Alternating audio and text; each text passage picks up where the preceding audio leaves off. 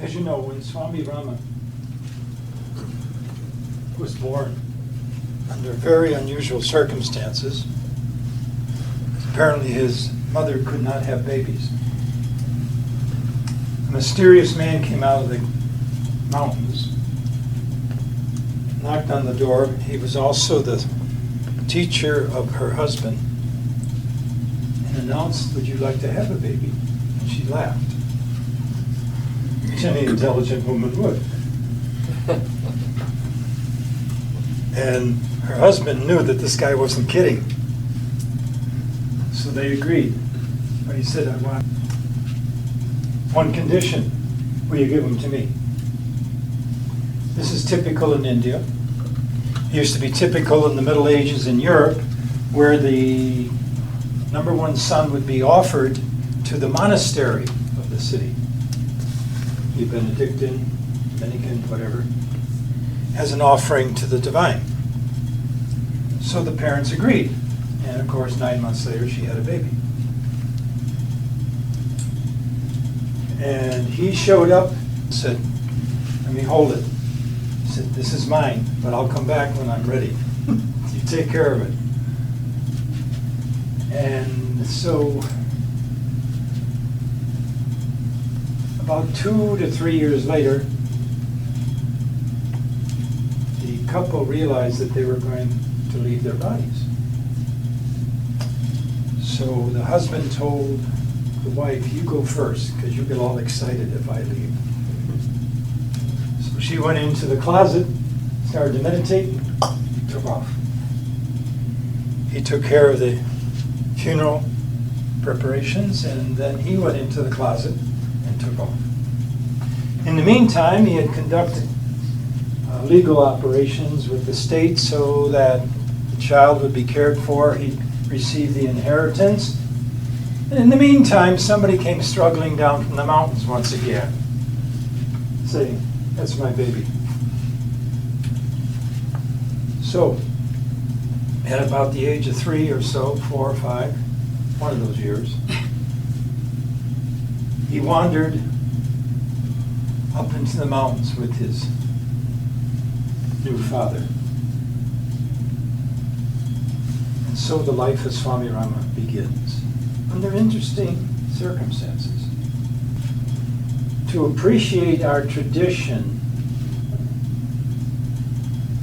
you have to almost go outside of it to recognize in the life of Swami Rama, his master tried to grow him up as naturally as possible given the circumstances of living in a cave monastery with about 14 other monks who were his uncles now. He, of course, drove him crazy because he wanted to play all the time. They wanted to meditate. And so he would run around, open up their eyes with his fingers and trying to figure out, "What are you doing? Huh? Why do you close your eyes?" He grew up, and his master gave him almost a free rein. He wanted him to find out about life and get, skinned and so on. Get little bruises on you so you find out what your limitations are as a human being. And so he went to the schools on the lowland so that he could understand how to sociable. He went to normal high schools, and then he went to a very special school by a Nobel Prize winner, Tagore. And there he met a classmate, became fast friends. Her name was Indira Gandhi. That's how he stayed within the political realm of India. And through them, he even met some of the British Raj, who had taken over India. And so even the royal family of India knew about this so-called Swami Rama. All right, that gives you the historical background. Now, Swami's master asked him, "I want you to go around to all the major teachers in India and find out about them compared to what we teach you. How about that?" And so he did. And he kept coming back, they don't have it, we got it. Okay. So, but he was impressed with some of these so-called, what they call siddhis, S-I-D-D-H-I-S. It means a kind of psychosomatic power or psychic power that can be developed in you because you have it in seed form right now. It just hasn't been developed. And he was especially impressed with this man who could blow fire like a dragon out of his mouth. How about that? You wouldn't need a Zippo. And so he came running back, all excited, telling his master about this man. He could blow fire out of his mouth. Really? His master pulled out his Zippo and goes, oh, really? How long did it take him to do that? 20 years? I can do this in 2 seconds. And then took the rug out from under him. Anyway, so Swamiji was used to, you might say, all the aspects of nature and society. And that was important because our tradition is based upon, you might say, the affirmation of reality in all its forms, even some of its dirtier forms. At least we know they exist. We know that things can be abused. Now what is interesting is that it's not a hodgepodge. It's a very systematic way of proceeding based upon your nature. And what fascinated me, after I got to know Swamiji for about 5 years, he gave a series of lectures on the tradition formally. He also was curious, after the 3rd lecture he stopped. He said that was enough. I said, okay. What amazed me was that the cognitive, emotional, physical parts of this tradition are symbolized concretely in the following diagram that I just want you to pass around so that people can get a look at it. I apologize that it's not in color. That's called the Shri Yantra.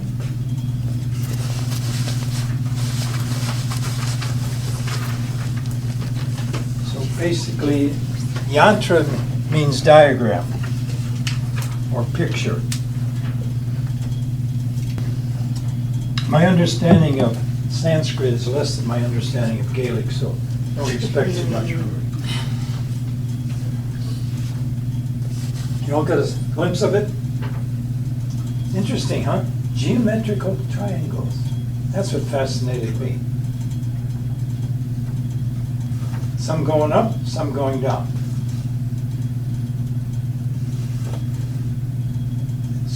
In our tradition, you can be given that diagram, but in color. There's a definite color.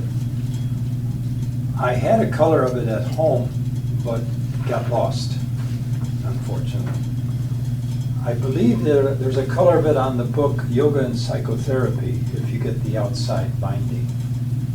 Anyway, you'll find all kinds of mimics of this on Google and DuckDuck.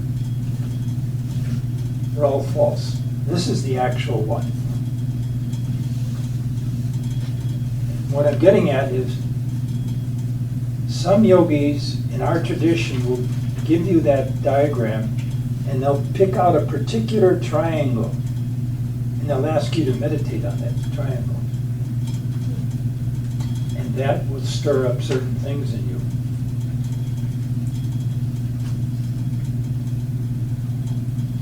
I was never given it, but I found it fascinating. Anyway,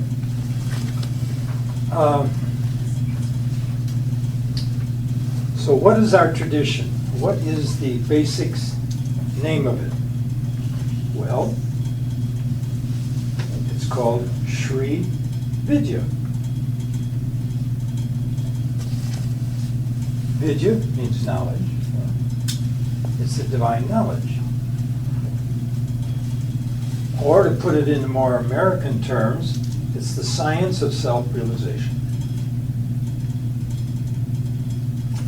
And there's one particular book, actually it's two combined. It's called The Wave of Beauty and The Wave of Bliss. Soundari Lahari, written by Shankara. That book sums up everything in Sanskrit. And it's a poetical expression by him of what the tradition meant. It's a very interesting book. You can pick it up in English? Yeah, it's in English. You can get it. I thought you said Sanskrit. You can pick it up in the library. They're very good translations. I have one at home, but I can't find it again. I think Davy put it away in a pile somewhere. She keeps changing the pile, so I'm lost all the time. In our tradition, we recognize how much reliance we have upon figures, symbols, not just concepts, but those configurations that appeal to our imagination. Have you all heard of the caduceus? Who has? What's the caduceus, Dave? It's the staff with the snakes around it for medicine. Do you know where it's from? Well, it's probably coming from yoga or something. It's, No. it's Greek. Greece. It's Greek. It's Greek. Yeah. It belonged to Mercury. He used to deliver messages. And this is the staff he used to fly through the air. Remember, it's intertwined, isn't it? But you can go on Google and bring it up. That stands for our spinal column. The Greeks had it. They expressed it their way. That really floored me one day when I saw the comparison. I talked to Swami about it. I said, yep, they had it. They knew it too. So why did they choose this symbol and we chose that symbol? Because this was emphasizing just one major, but a major aspect. This was meant to represent your spinal column. And where they cross, guess what those are? Chakras. Can you imagine that? Greeks had it. So they're sages. Oh, why? What is a sage? Sagacity means what in English? Wisdom. He's a sagacious person. Sage is a wise person. Not wise in baking omelets or tiramisu, but wise in life itself. Okay. And they meet at the top, and there are wings. And the wings represent, oh boy, because when you have wings, you can go anywhere in the universe. So this would signify that once you raise the Kundalini to the top, the universe is yours. How about that? That's exactly in our tradition. Okay. Now let's go on.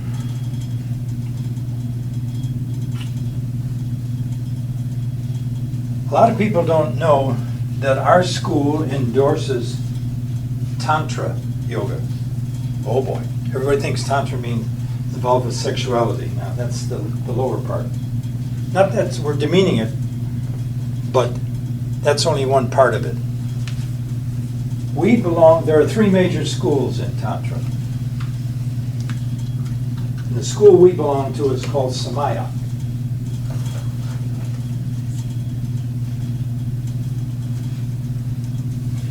And the word Samaya, roughly translated, means I am with you. Now, you think, why do they use these weird expressions? You gotta remember, we're going back into a culture that goes back eons. Everybody knew what these words meant. This was their common language. as English as ours today, American English. And it's hard sometimes to pull over the meaning. You can get the word sometimes, transliterated, but you can't always pull over the exact meaning. And so I often made sure I had the right meaning, because I'd ask Swamiji, what does this really mean? Like Kundalini and stuff like that. And he'd explain it. Some of the craziest definitions you can find on the web. Okay. So what does the word Tantra mean?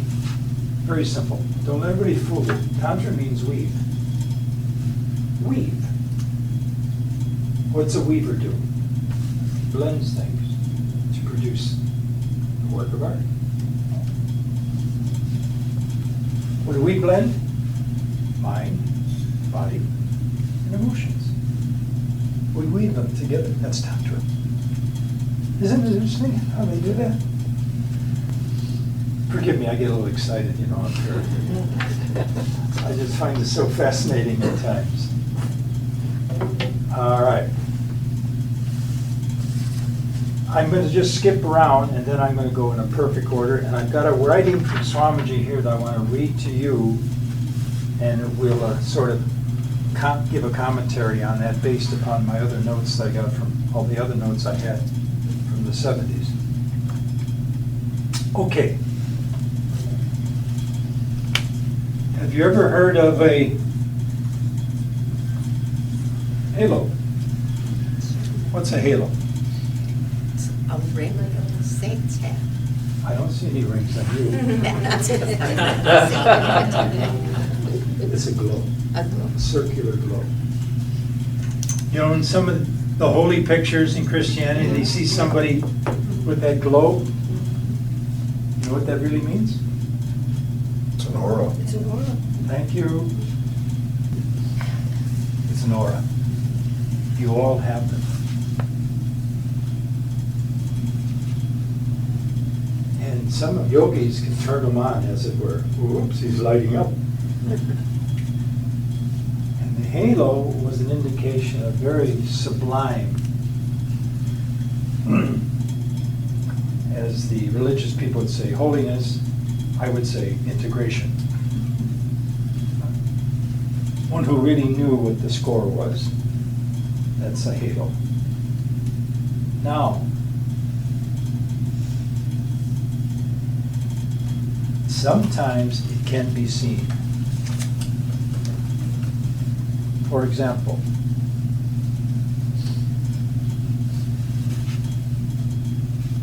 when someone is teaching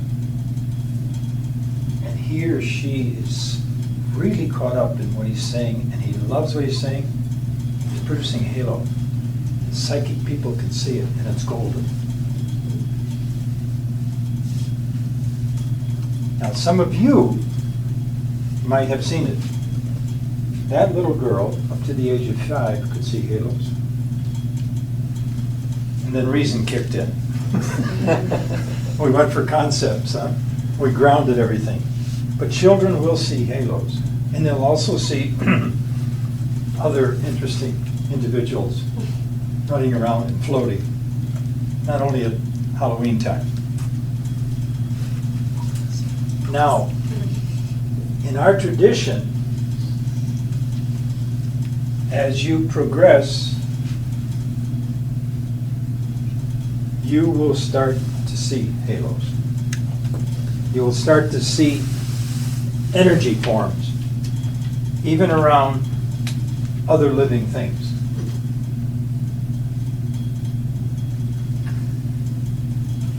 Let me read what Swamiji's got to say here. According to him, the highest of all Tantra schools is Samaya.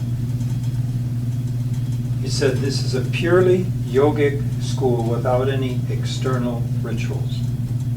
Sorry. You can't use holy water or something like that. Something else. It's systematic in a scientific way. As I say, it means I am with you. And what is it trying to do? It wants to lead its aspirants to, I'll use the Sanskrit term, it's called moksha. M-O. K-S-H-A. Moksha means, how can we put this graphically? It's a kind of sense of self-composure. You know the score. You're savvy. Nobody can pull the wool over your eyes. You know there's more than what is obvious to the senses without denouncing the senses. That's moksha. You know the secret of life and death. Put that in there too. You understand what death really means. Okay, that's all moksha. So that's where you're heading, gang, if you want to stick around. What we practice in our tradition, which involves what he calls the Samaya school, can be summarized in the symbol you have, the Sri Yantra. I might put a footnote here. The difference between mantra and yantra. Mantra is a sound, a vibration. But all vibrations have a visual aspect to them. That's the yantra aspect. That's all it means. So the Sri Yantra is a mantra in visual form. Got it? Is it the visual of Om? Who told you that? I'm just asking. You said it was the mantra. It is. That's it. The center part of that diagram is Om. But be careful. Don't run around saying Om Om, because Om tends to make you a celibate. You gotta be careful here. I'm serious. I put it in a joking way, but you don't give Om to young people. You have to be careful. Okay, now let's go on.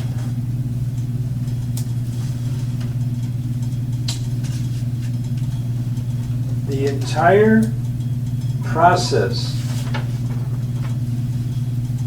of your personality's expansion is graphically depicted here. I know that's a lot to bite off, but somehow it seems that the sages in our tradition, through meditating and contemplating, and hearing these sounds in the universe, by the way, that's where all the mantras are. They're not made up. They're actually in the atmosphere. One day, you will get to the point where you'll hear mantras. Not the ones you know, but others. You're like, oh, gee, that's a beautiful sound. Where'd that come from? Also, when you get to that level, if you have say, you know a relative that would like to get a job, but they're having a real hard time, or they can't sell their house, they're having a difficult time, you'll go inside and you'll give them a sound. It'll be a mantra. You'll say this every day, and guess what will happen? That sound will attract the kind of reality that is necessary for them to fulfill that desire. Notice how I shaped that. Mantras are to fulfill your desire. You didn't know that, did you? That way. That's what it's for. Why do you have a personal mantra? What, just because you like the sound? It's trying to stir up in you the latent, necessary awareness, as well as attract from nature or society those elements that can, when they congeal with your intent, to bring about the fulfillment of your desire. Don't ask me to say that again. That's what it's all about. Let's keep going. Okay, so the entire process, in one sense, involves expansion and dissolution. Now, that's important, dissolution. Doesn't mean we just throw things away. It means we go beyond. Very important. We don't cling. We don't covet. That's what attachment's all about. You have to be attached in this life. Absolutely. I'm serious. I'll take on any yogi and say this. You have to be attached. Otherwise, there's no reality. If your ligaments aren't attached to your bones, what happens? You don't move. Got it? You don't attach your hand to your fork, you can't eat tiramisu. So the point is, you got to look at it from more of a, I use the terms, as I say, an exaggerated interest or a coveting. That's what you got to be careful about, because what that does, it holds you back from expanding. Remember what our goal here is. We want the freedom to be able to do and be, see and hear, create or dissolute anything without harming. I know that sounds like a lot, but you know, when you compose something, think about it.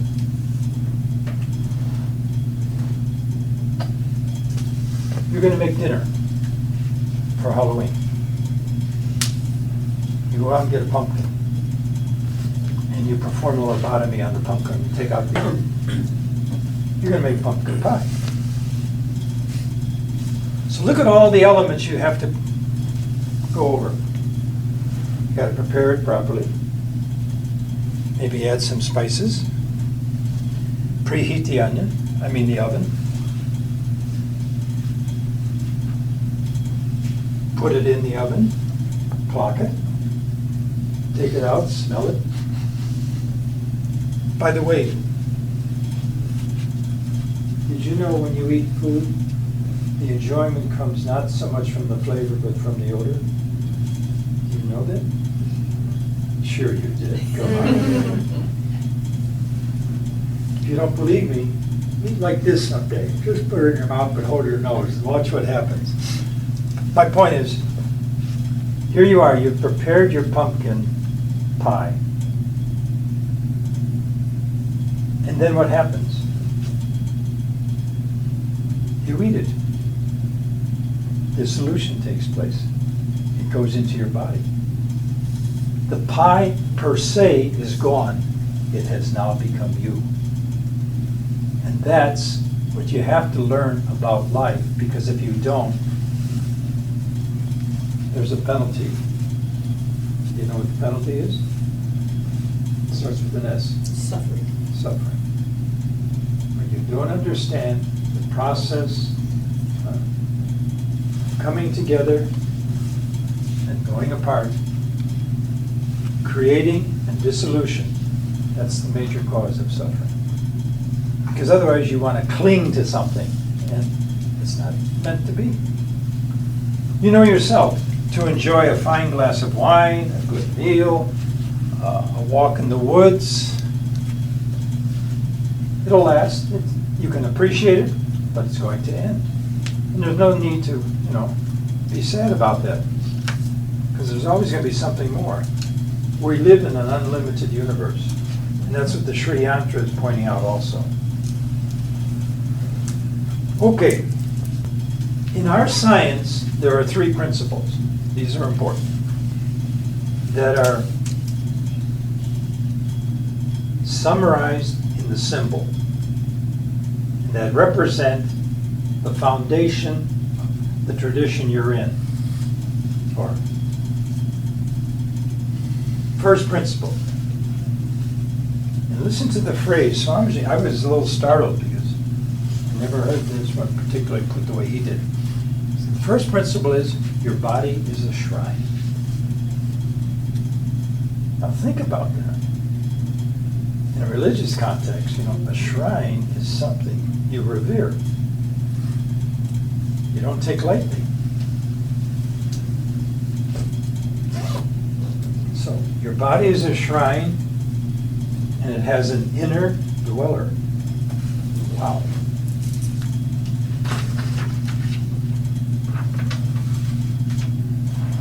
So when people say, oh, we gotta get rid of the body, you know, body's a shrine.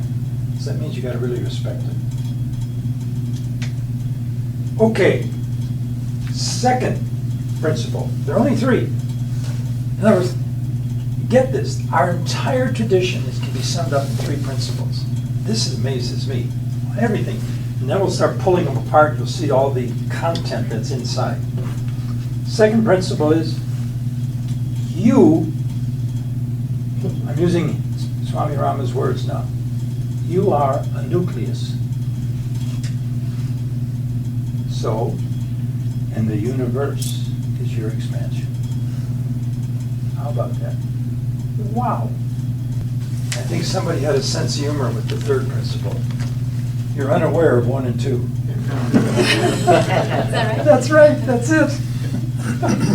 I like that. Somebody really worked that one in. I want to meet the author of that one.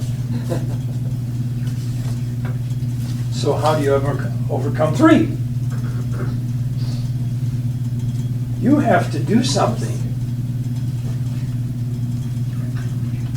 that makes you aware of 1 and 2.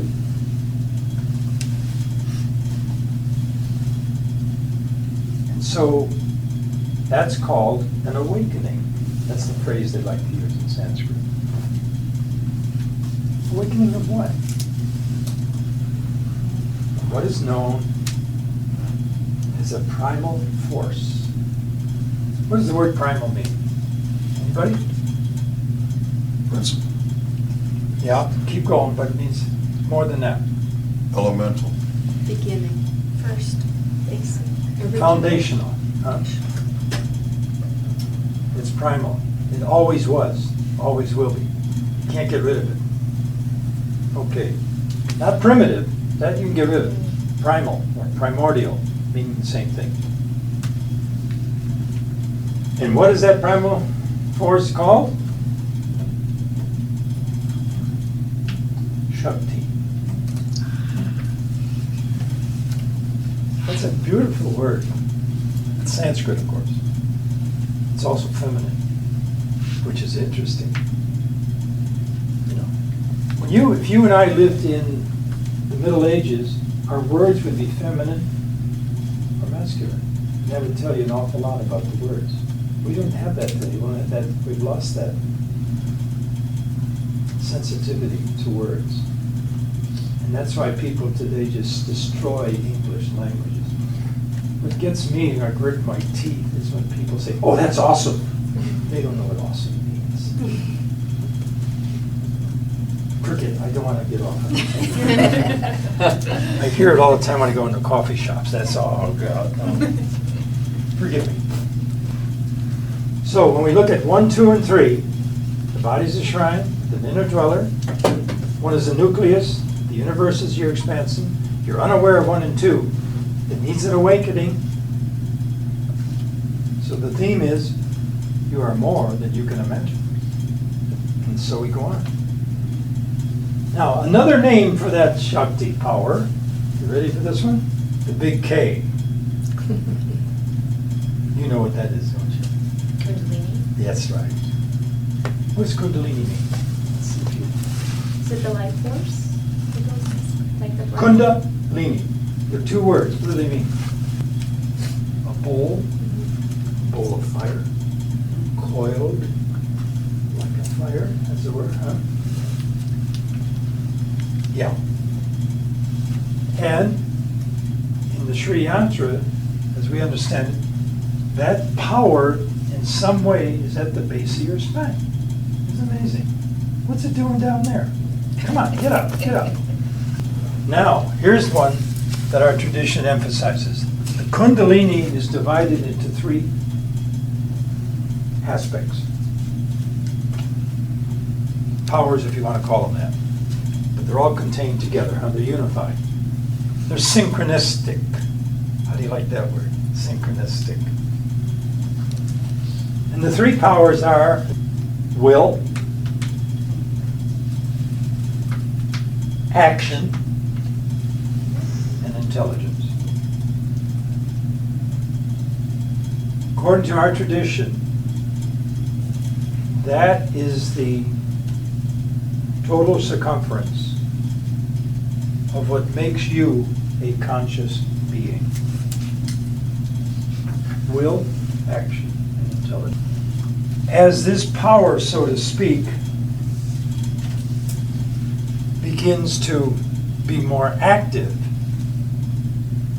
these three aspects start to, as it were, experience that increase. When the Kundalini starts to become active, it will happen when you're meditating, especially. Have you ever noticed sometimes you get warm? Guess what that means? The bowl of fire is coming up. Yeah, you can actually, I've seen people actually sweat. It doesn't hurt them, they're amazed. Why am I sweating up and down my spine? Kundalini. Now, why you sweat? It's burning up things that you shouldn't have. What they call impurities. And what are impurities? Prejudices. Clinging to things.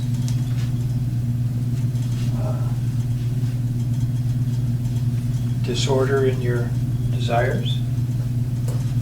Old memories that you're clinging to that are really blocking your way. Old prejudices. That's what's being burned up. That's symbolized by that feeling of burning. That's what the meditation is doing to you. Isn't it interesting? Okay, I'm going to go back to Swamiji now. So this entire process of expansion, by the way, that's an expansion, the burning. And a dissolution, that's a dissolution too, because you're letting go, finally, through meditation, is all graphically displayed in the Sri Yantra. Now, you and I are in a state of profound ignorance. I'm sorry, even though you got your PhDs, and you're a successful businessman, and you own a lot of property, you are still in profound ignorance because you don't know your full nature. And there's no room for second place in our tradition. You got to win. You got to be the Olympic champion. You're going all the way. Once you join us, we're going to push you, whether you like it or not. Because when you get to that level of profound expansion, the world is yours.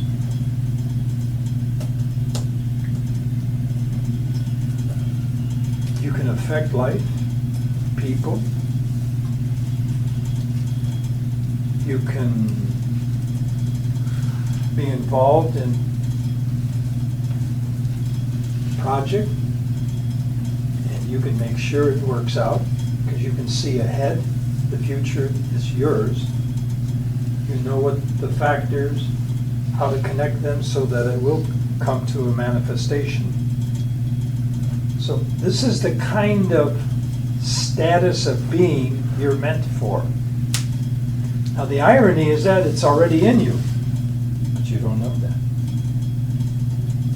That's why illumination has to take place. Oh, I never thought of that. That illumination is poetically portrayed in Sanskrit as the union of Shiva and Shakti. Shiva is the matrix of possibilities. It's your unconscious. It's all the imaginings you can come up with. Shakti is the manifestation of it. And to do that, you've got to have the exercise of those three powers. You have to will it, you have to do it, and you have to know, have the motivation, and have to see it all the way through consciously. Then you get those three powers coming together in unity. Shakti and Shiva have joined. Swamiji, this is directly from him. In order to analyze and understand the universe, study yourself. Since your body, mind, and spirit, consciousness, are the Sri Yantra,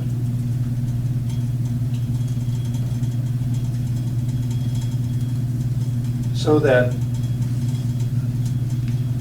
as you begin to experience the expansion, you will begin to feel more bliss, more peace, more happiness, and wisdom.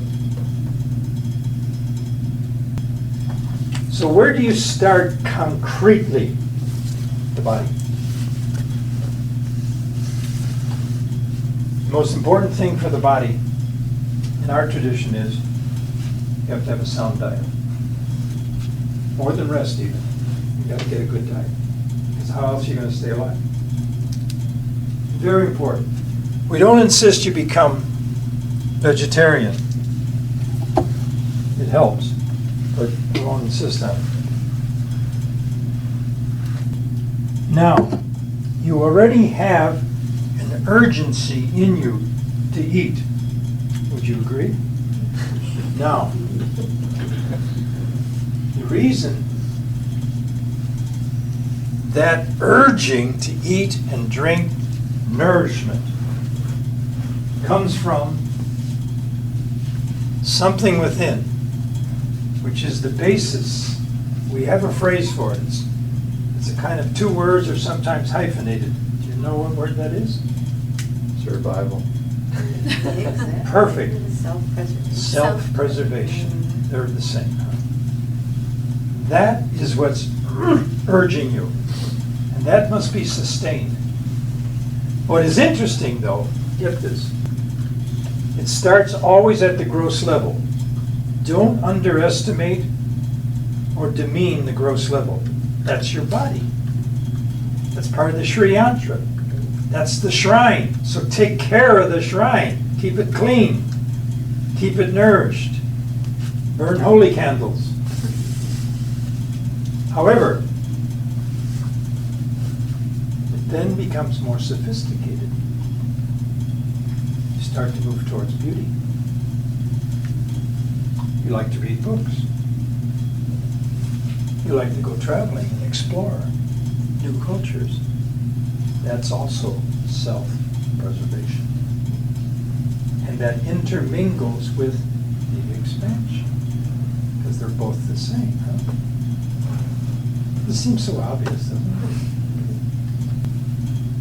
You know, when I got through all this and I kept reflecting, I went to Swamiji one night and I said, you know, I've been with you now 6 years. I'm starting to catch up to what you're talking about. I could be very frank with him. This kind of casual back and forth we had. But you know what all you're saying is, understand yourself. He just smiled. That's what the tradition's all about. You know, it's not, you know, some kind of pledge you have to take or salute a flag or no, it's just, wait a minute, who am I? What is this entity? It resembles yours, but what are we? Ultimately, where are we going? That's what the tradition's trying to say. It doesn't tell you how to invest, who to vote for. Don't answer me that. What kind of food? That's up to you, you know. What clothes to wear, where to live. No, you decide. But basically, understand yourself, and the rest will just fall in line. Okay, here we go. So self-preservation pervades everything. We want to protect ourselves. Why do we put on warm clothing in wintertime? Why do we like to take a shower? It's because, again, ultimately, I want to take care of this. It's mine. And you have an obligation, a moral obligation to take care of yourself. And that's where all morality starts, from self-preservation. And understanding what's involved in preserving this entity and expanding, because that's the thrust of its nature. You are a world citizen. You're meant to become compost sui, master of self. How do we stir up the Kundalini?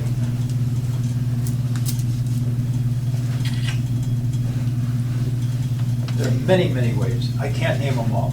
I'm going to name some of the more pronounced ones that some of you are familiar with, and hopefully maybe I'll shock you with a couple of new ones. You can start at a very gross, almost, not crude, I don't want to say crude, but gross level.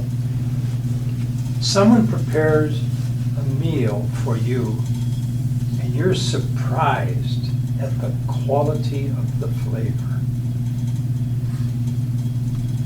That's an opening of the Kundalini. The surprise and the act of gratitude. You know, my God, this was amazing. How did you do it? That's Kundalini. It sounds...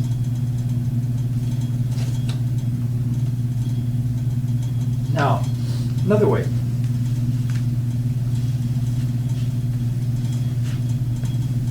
On the other hand, the person who made the meal took a great care of selecting the best quality food in this grocery store. In India, mothers even take a shower before they cook the meal. They want to come as clean as possible. They even say their mantra while they're cooking the meal. Swamiji told me, if you say your mantra while you're cooking the meal, you'll enhance the meal. Say your mantra while you're cooking the meal, you'll bring out more of its vitality, its potentiality, its matrix of possibility, awakening the Kundalini. Another way, you're taking a drive out to Stillwater. Okay. But you're cruising on 96. It goes through all the woods and rolls, and you're caught up in the autumn beauty. Guess what? Your appreciation of the beauty of the universe has increased. Kundalini. Are you getting it? Any humane act, notice the phrase, humane, that can be expressed or appreciated, Kundalini expands. You are maturing as a spiritual being in that act. Most people run by that, they don't even know it. Now, if you walk into a coffee shop and they have this pretty ugly sound called music going, that shrinks the Kundalini. I'm serious. You work under those conditions, you're hurting yourself. Seriously hurting yourself. You're losing your sensitivity to fine sounds. And that can have a detrimental effect on you. But that's, keep that in mind. So nature, here's another interesting thing. This would surprise me when Swamiji mentioned it for the first time. He said, all of nature is urgently trying to develop you. He said, come on, what are you talking about? How's that pine tree helping me? It's displaying its beauty to you. You walk among pines, aren't you moved? Yes. Okay. Why are you moved? It's expressing its beauty. So nature is our companion. Society's something else. But nature is our companion. Society is meant to imitate nature. We don't always do a good job of it. So that's what we mean by a human community. So there's a common attempt at advancement to appreciate human existence.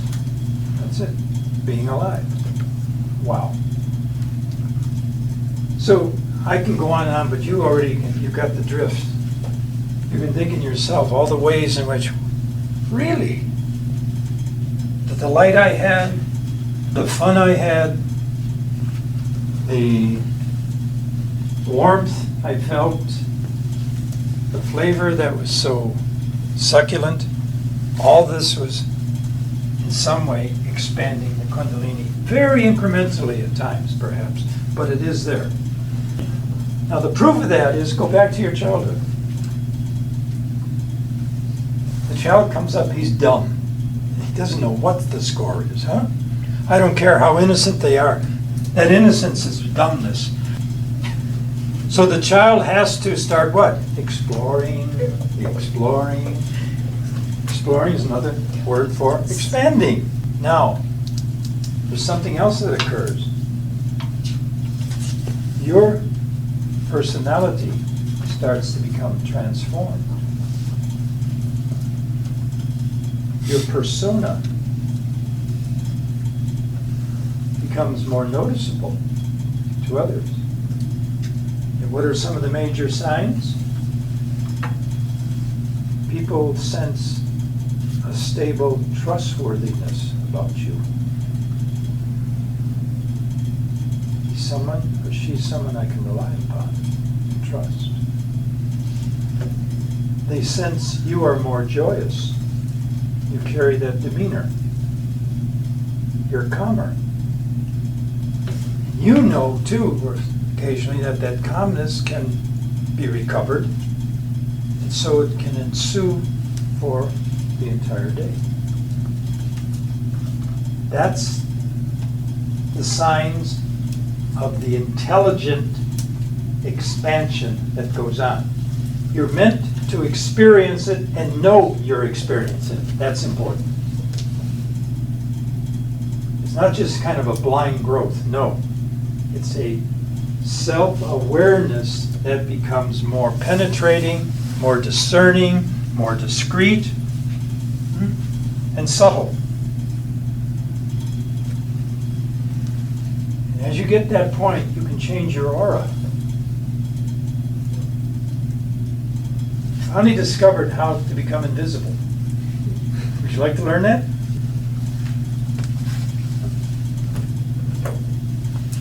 If you want to walk through a crowd and be unnoticed, with all the rabble-rousing going on, you get as calm as possible from the heart. And just walk. You won't appear on their screen. Or if you do, it's like a bush. It's just not a bush. You can make yourself that way. How about that? Another way to make yourself invisible when you need to. Another major way that accelerates things is your mantra. Why? It's a vibration. All matter vibrates. And it has an aura that goes into the non-material realm called spirit. Because that's where it came from. Vibrations arise out of spirit. Matter evolves out of spirit. Contrary to the West, where they think spirit came out of matter. The sages saw that. When they would go into meditation, this is the sages now, they would start to hear different levels of mantras, depending how high up they'd go, what the altitude was. Forgive my analogy there. And they said, wow. So they would, as it were, they would pluck that sound and utter it, something would happen. Something would manifest because they manifested it. They expressed it. They also discovered that they could then raise the spiritual advancement of their students by giving them the mantras they heard, because they knew that's where they wanted to get that student to that level. So let's give it to them. And that acts as an acceleration. So all your mantras that you've received are different ways to accelerate your fulfillment to appreciate the universe. I always question people who hate things. Hate. You can dislike, but be careful with hate, because hate can disturb your ability to size reality up. I remember in a movie involving gangsters, my favorite type, of course. It was an Italian movie, and I love Italian.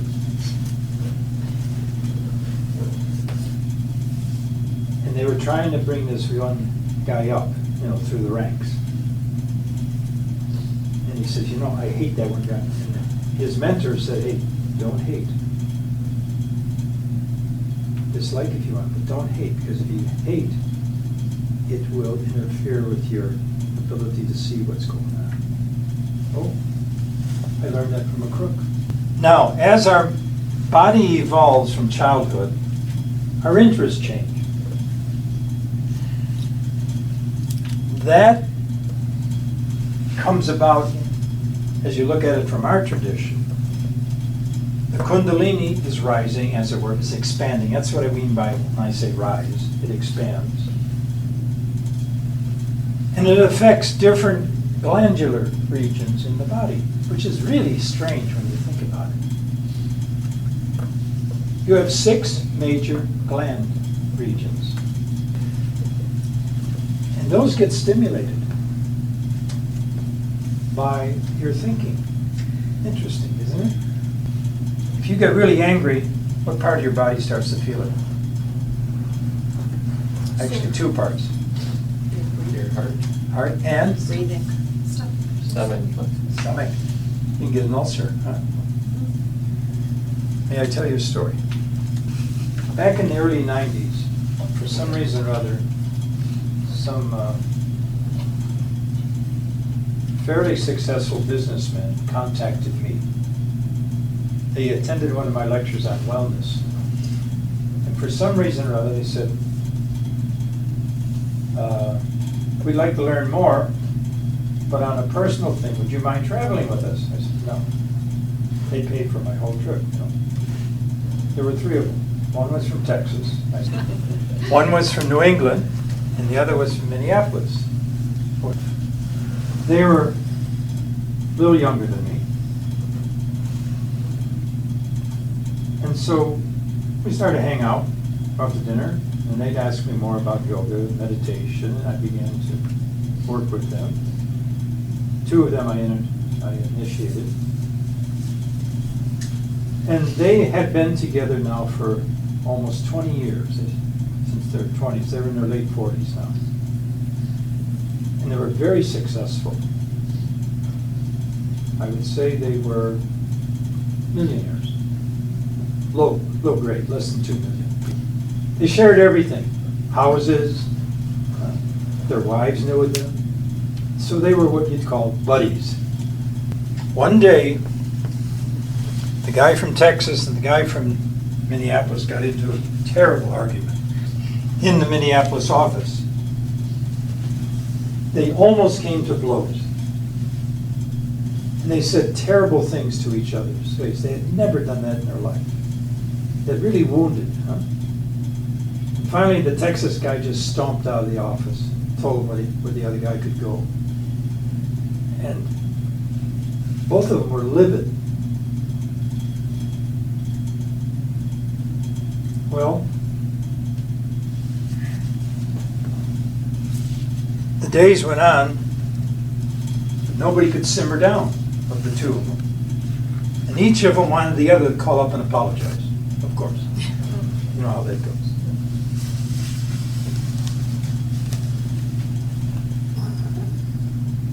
I didn't find out for a couple of months after it happened. And I wanted to get to the guy in Minneapolis because he was closest, but somehow I couldn't do it. Something kept blocking it because I knew what was going to happen. It was obvious. I'd been with Swamiji a long time now, so I knew what was going to happen.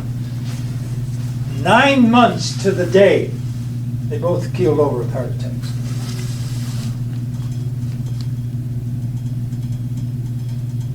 Nine months to the day. Can you imagine that?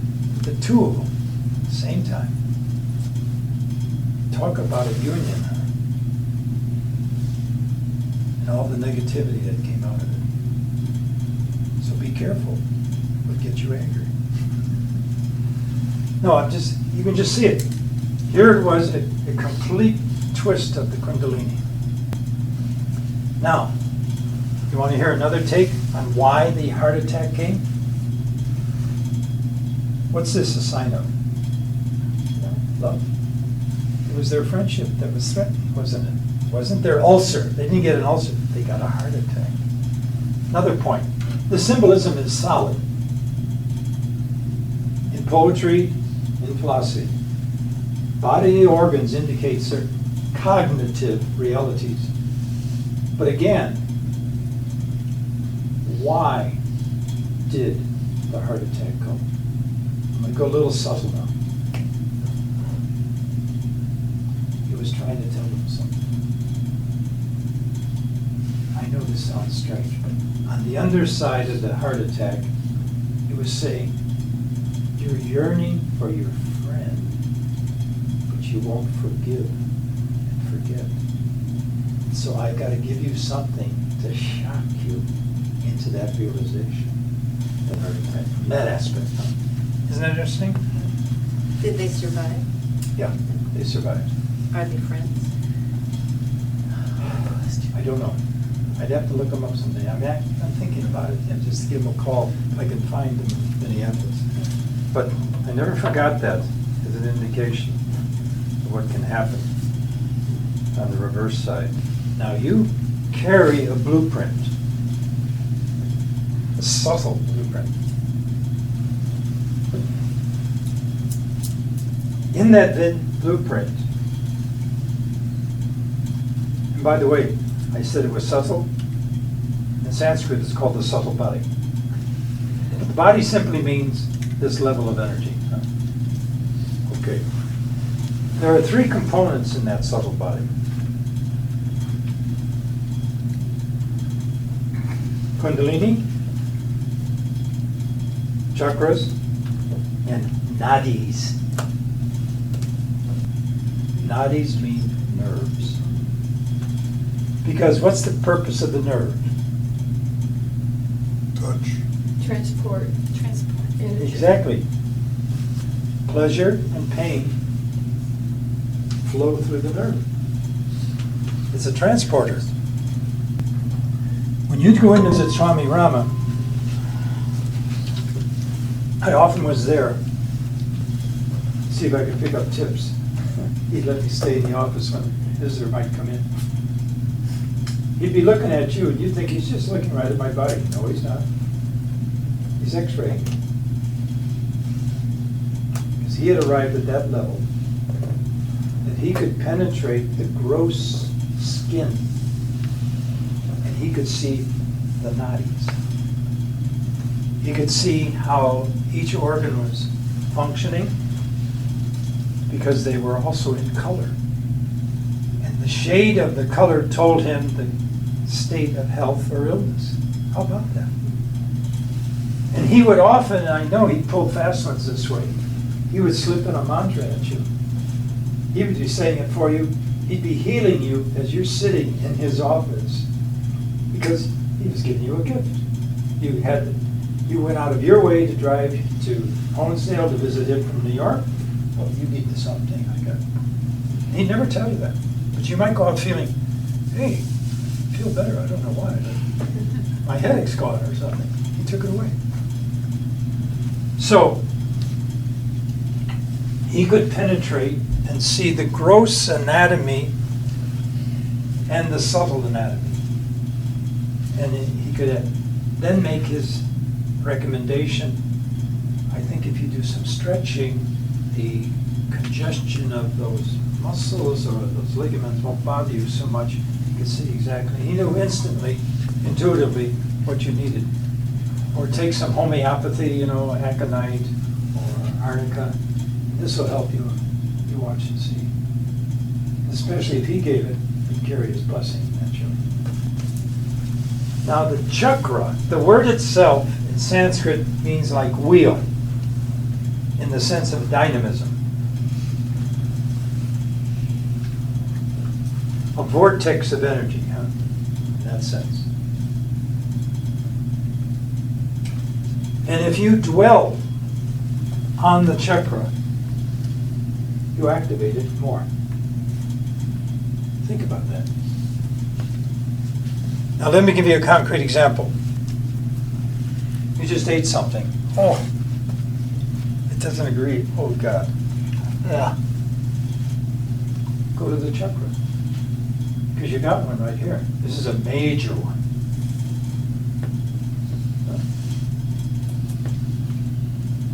The act of dwelling consciously stirs it.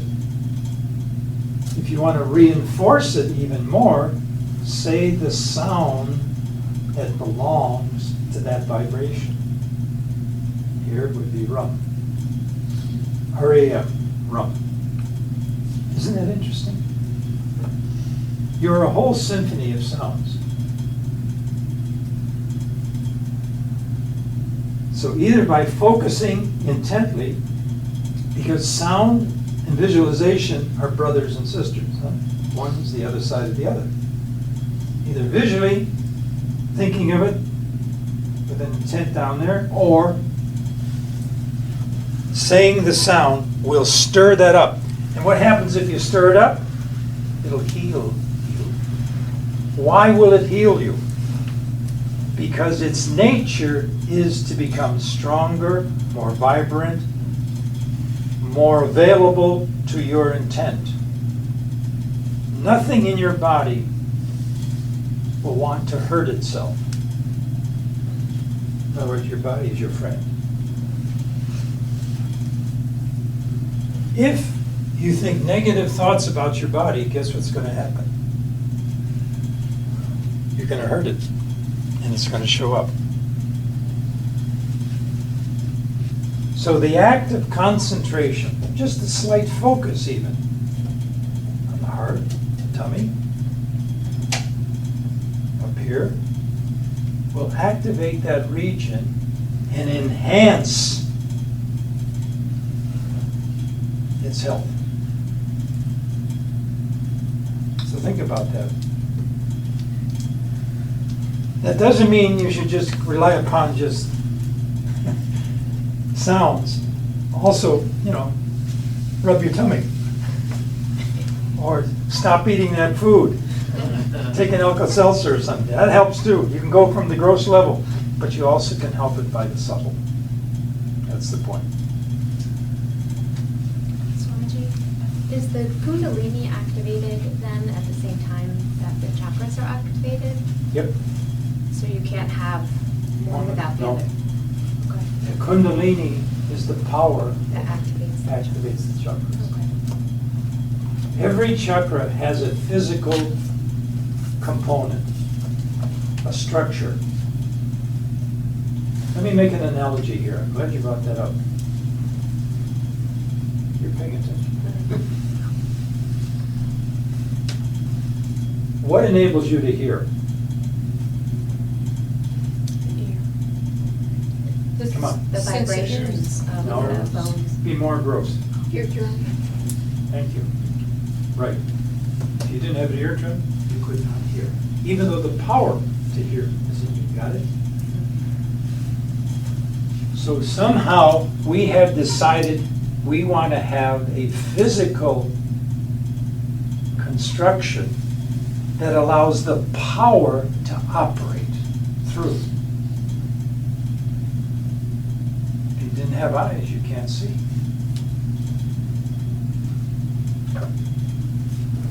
So you say, well, why did we do that? Because we wanted to. I'm serious. We wanted to become embodied. What?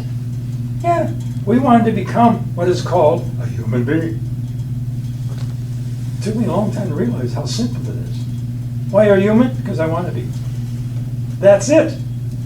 You don't have to elaborate. There's no PhD involved. I exist because I want to exist. But I want to exist as a human being, an embodied spirit. Oh boy.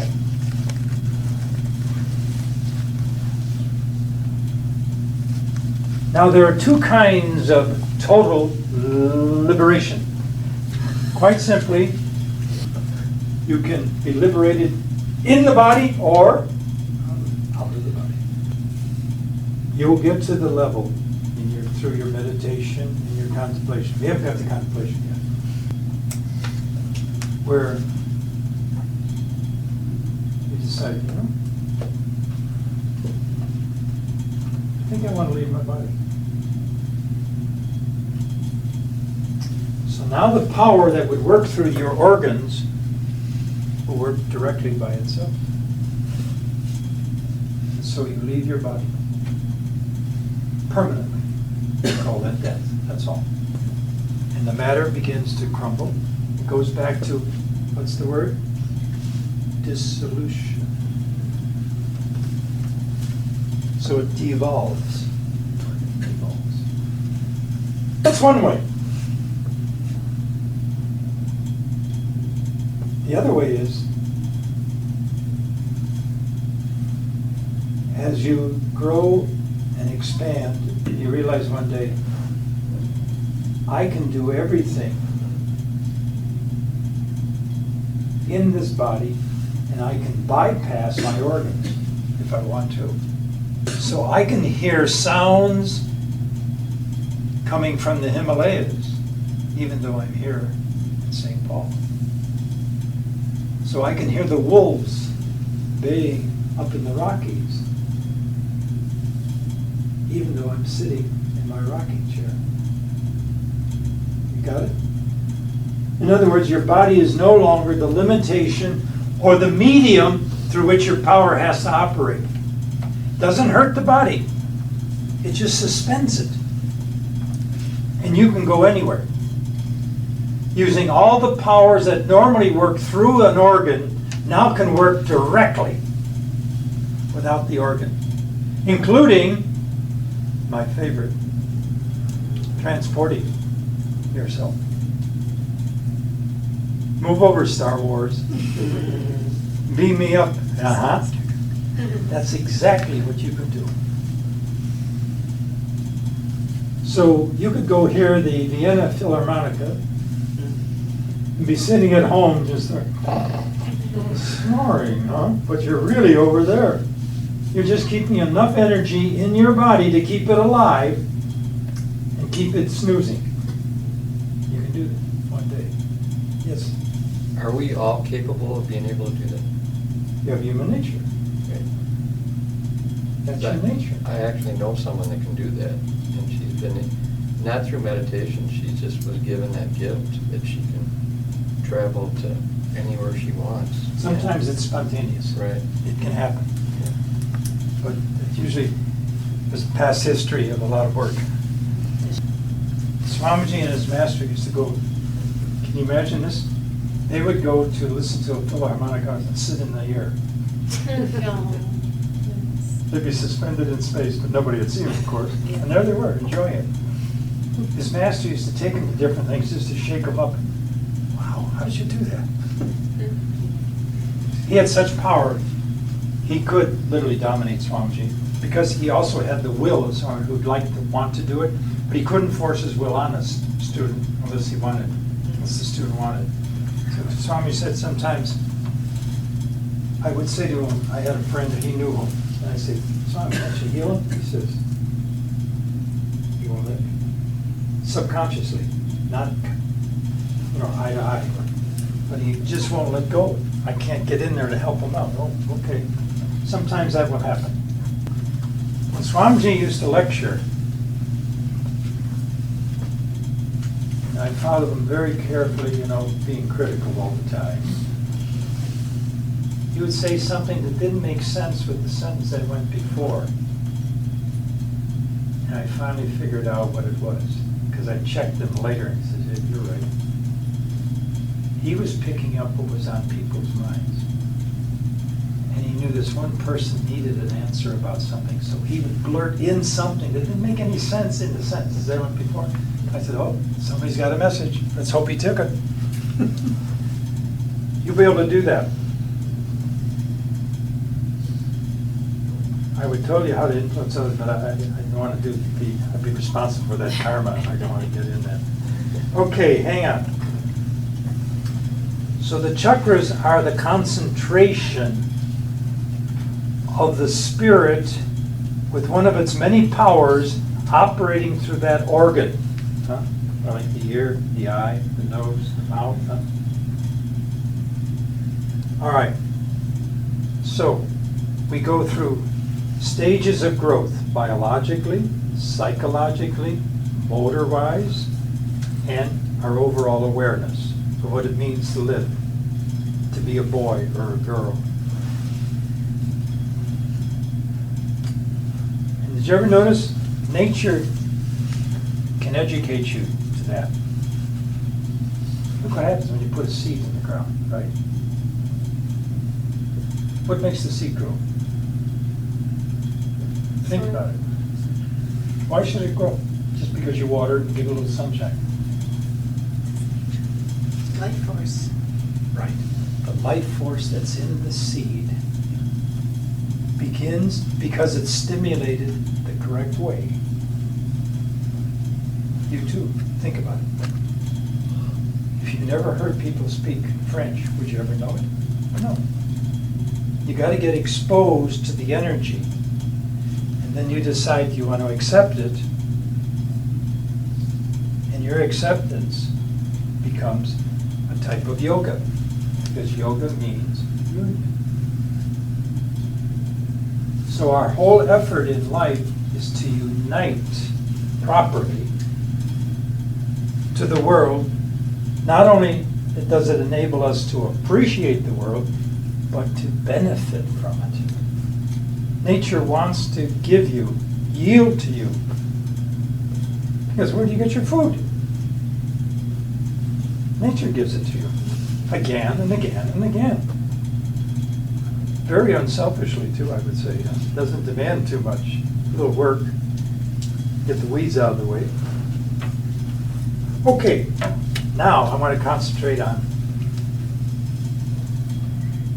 one of the major ways to stir up the Kundalini. She's just sitting there waiting to be invited by you. And guess what I'm going to use? My nose.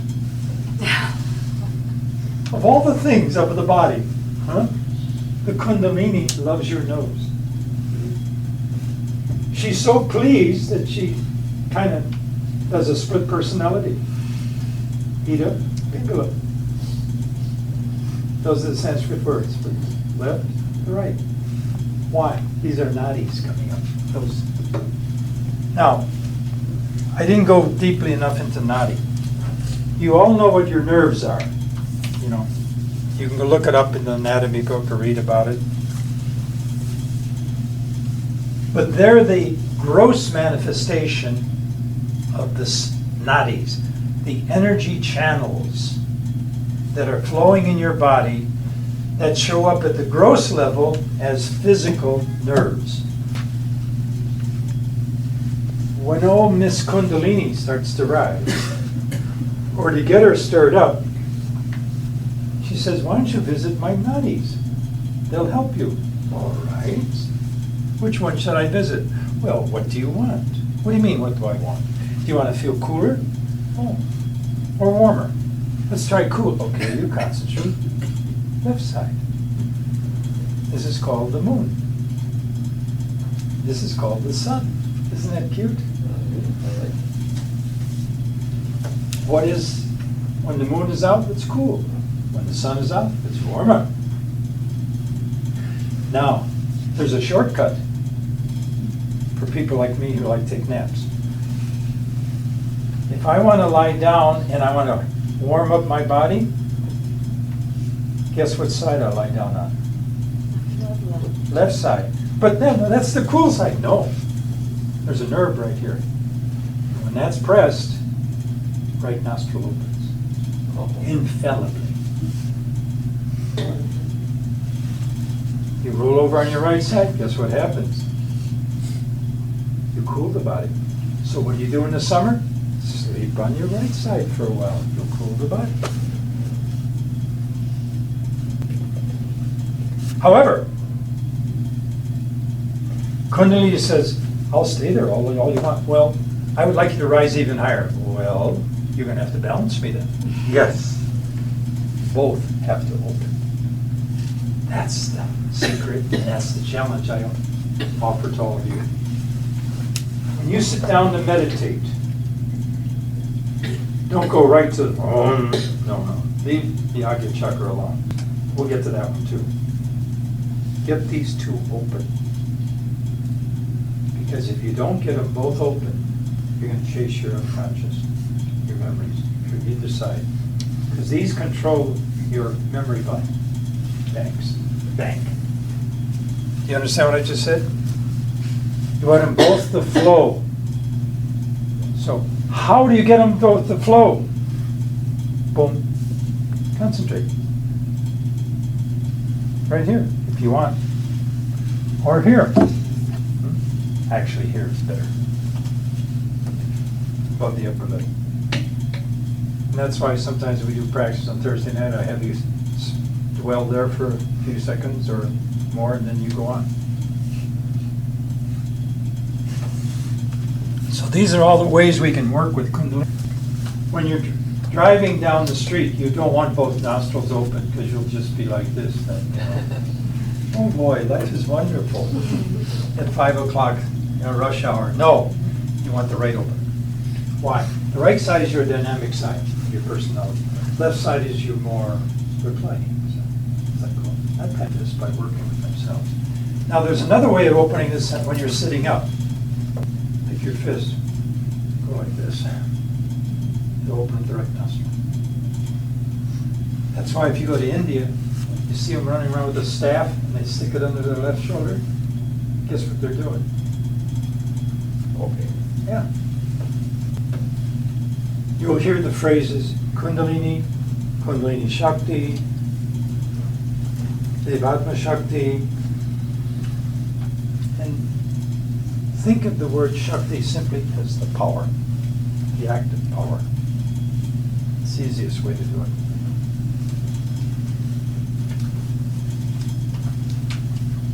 Now, each of you right now, in your personal consciousness, which is invisible because it's in spirit form, it's a non-material reality,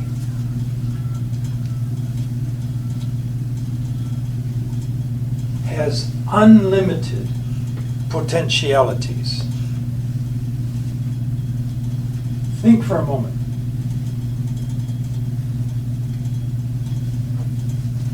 What if I said to you, all of you do this, if you would, then we'll talk about it.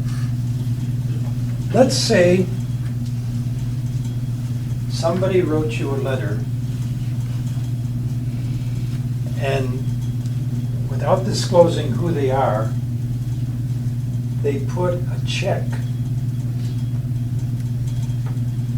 of a large sum of money and they said it's a grant. You don't have to pay it back. We want you to travel someplace next year for a week to 10 days where you've never been, but out of the country, out of America. And I want you, each of you, to think, where would you go? Just pause for a minute. No strings attached. Everything paid for. Where would you go? What you have done, You have shaped Shakti. Remember we said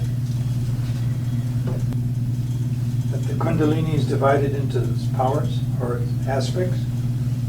So you have intelligently proposed to yourself, I'm going to go here, next year. You've taken something from pure potentiality and you're starting to manifest it. First, it manifests here. Otherwise, you'd never go.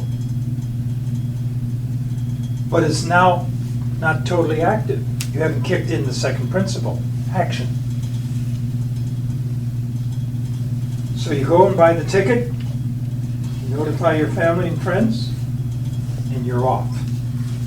Now you've done it. You have fulfilled the act that was pure potentiality at one time. So potential, you never even thought about it until you got the letter that stimulated it. But the point I'm getting at is this. You have unlimited capacity to conceive of reality. Any reality you want. You want to go to the moon, but with your body, not on a plane, not suffer from the environment. You raise your Kundalini high enough, you could take off. I know this sounds utterly preposterous, absurd, irrational, but I can't fault you for that. All I can say is it can be done. But we don't have to go that extreme yet. But I just want to point this out, that if you want something to happen, and you're willing to take the pains to bring it about, you have to hold it. We call it intention. That arouses in you the power to do it, as well as the awareness, the intelligence, to know what to look for to bring it about. Because you probably can't anticipate all the factors you might need in order to bring it to what we call manifestation. So Shakti and Shiva keep working together, back and forth, so to speak. And so that's the whole simple process of being a human being. When you intend something, you become much more alert to the environment. Because the environment in some way is aiding you. The moment you start to intend, there's an expansion of peripheral awareness, as I would call it, which is meant to aid you. And even your memory kicks in. Oh, as I say, a whole expansion of peripheral environmental awareness to come to aid the intent. And it's always there. We're not even aware of it sometimes. We take it for granted, until we sit down one day and reflect, wow. To be an intelligent being is really something. And I don't mean to exaggerate this. If you live the lifestyle that's consistent with the tradition that you've embraced, you have some added insurance, probably. Going back to the Sri Yantra, a couple things. I have a hard time seeing it as two-dimensional, because we're three-dimensional, it's four-dimensional. Okay, I can accept that. The other- They're made that way, by the way, too, some of them. Go ahead. Yeah. The other thing is, well, who's the custodian of the knowledge, vidya, of this, if it wasn't passed on to you and others here embodied? It's in the gate. It's the only place that's got it, that I know of. That's what Swami told me. He said, we're the only cave that carries on the tradition. When did the sages first arrive there? You got me. I don't know. the mist of time, that's all I can say, buddy. Yeah. Is the cave like a geographic location? Sure. It's outside Rishikesh. You been there? Yes, but not in my physical body. But I was there. They took me one night when I was asleep. It was very vivid. I've been there.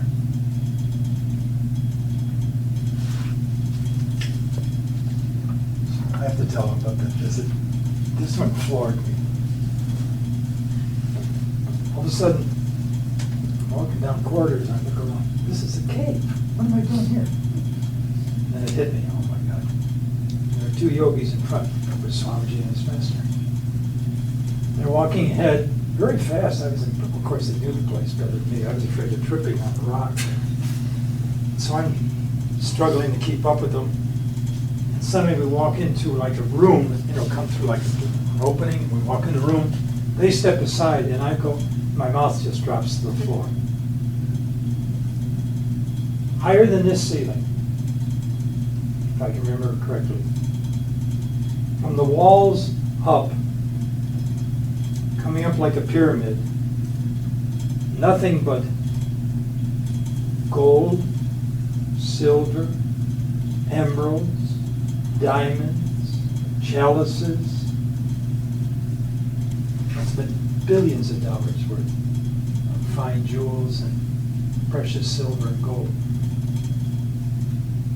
And I asked Swamiji later, when I came out of the dream, I went to visit him and told him about it. He said, "Yeah, you were there, we took you." I said, "Where'd you get all that stuff?" He said, "Over the centuries, when rich Maharajas, mayors, presidents would come to visit, they'd always have to bring a gift. What did they bring? Precious gold or jewels." He said, "That's piled up over thousands of years." And when Swamiji used to go to town to have fun, his master said, "Go grab a diamond." He'd take it in and he'd go. He knew a guy in town who was a jeweler who would give him the rupees. It's at 5,600 feet, Swamiji told me. He said, "That's a perfect level for breathing." And, I have to add this, within 50 miles is a women's monastery. They have it all too. So you gotta have Shiva and Shakti, the male and female complement. I've never been there. I'd love to. I hope I gave you a little clue on what our tradition's all about. Read the book, his work. You get a sense. Living with him, living with the Himalayan sages. He tells you a lot in there.